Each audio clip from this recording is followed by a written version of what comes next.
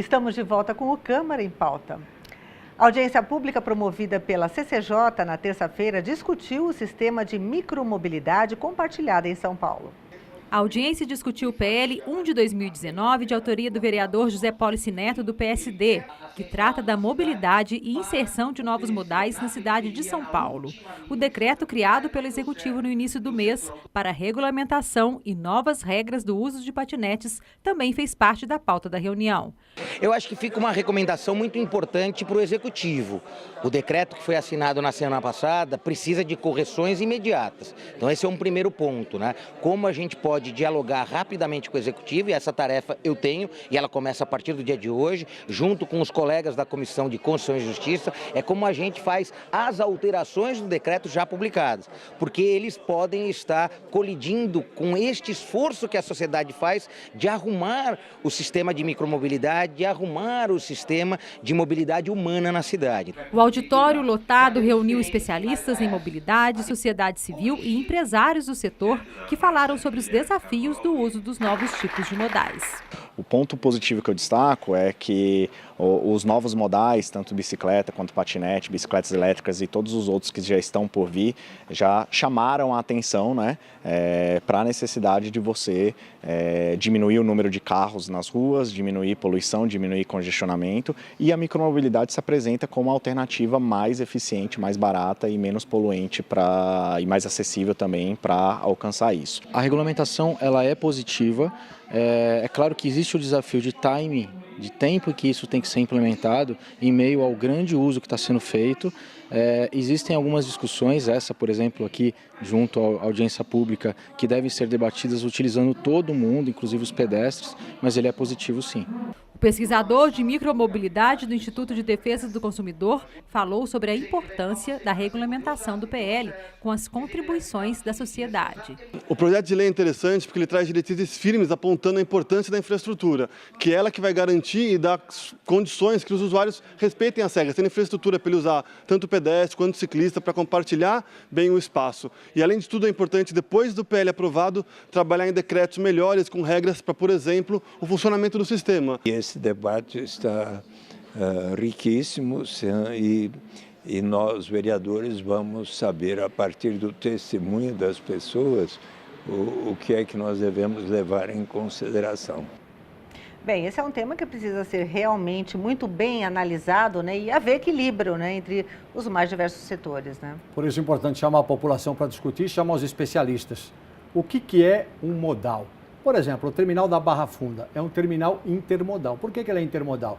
Ele tem ônibus municipal, ele tem ônibus urbano, ele tem ônibus interestadual lá do outro lado, que são ônibus que vão para as outras cidades, ele tem trem, tem metrô. Cada um desses que eu falei é um modal.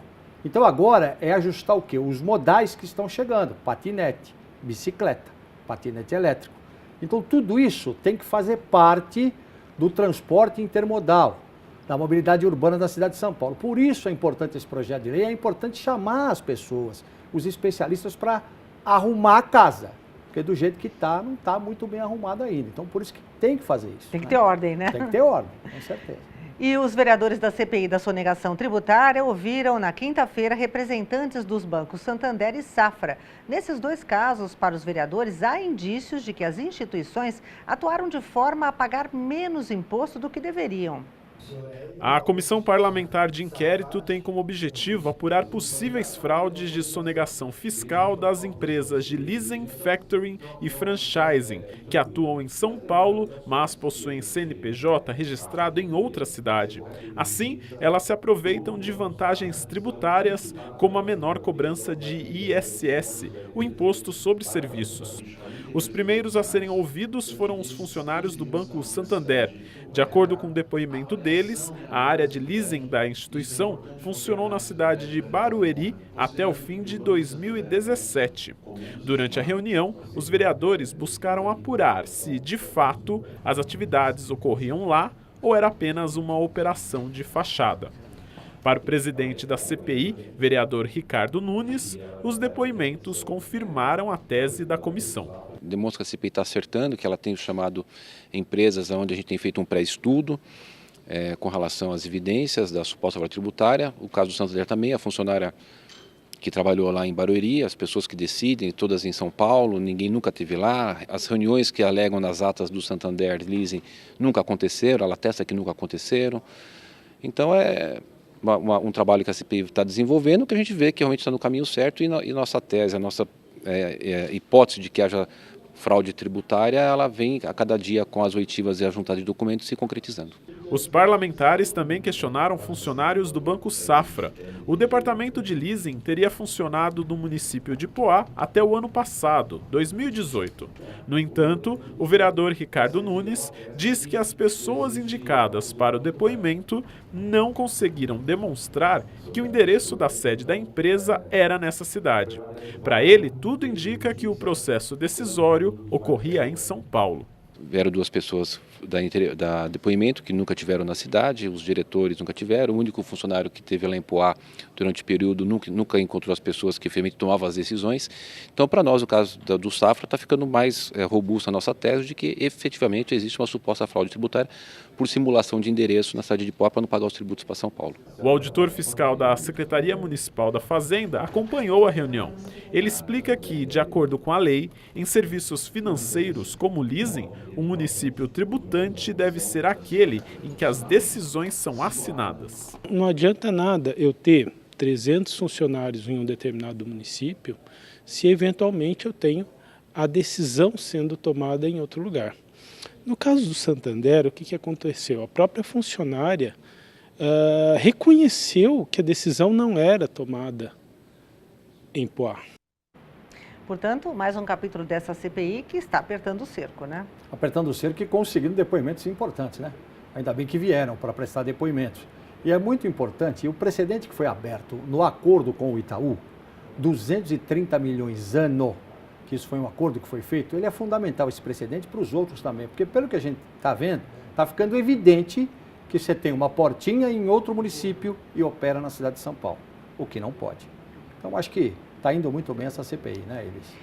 E a CPI das antenas recebeu o presidente da maior empresa instaladora de torres de transmissão atuando na cidade de São Paulo.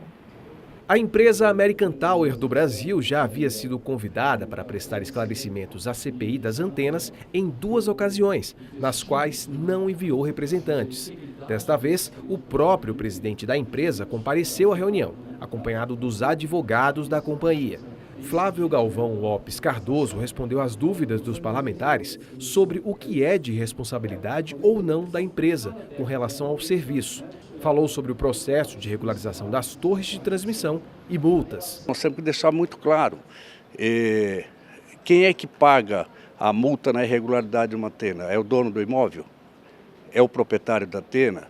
É solidário? Paga os dois? Então, todas essas preocupações e essas perguntas, essas indagações, elas vão surgindo em função do que a gente ouve. A American Tower é proprietária de 1.212 torres de transmissão na cidade.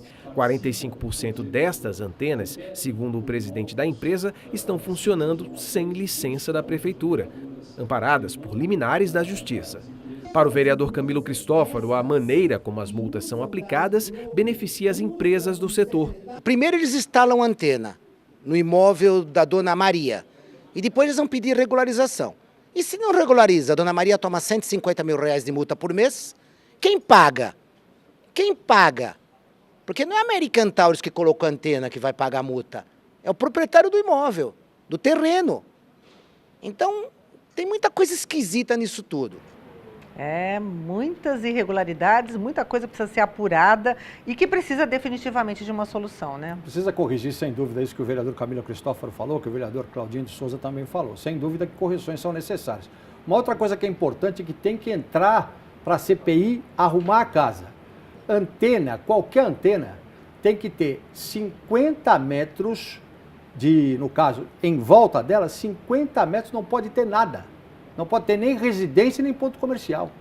Isso também precisa ser visto para preservar a saúde das pessoas por causa da irradiação dessas antenas.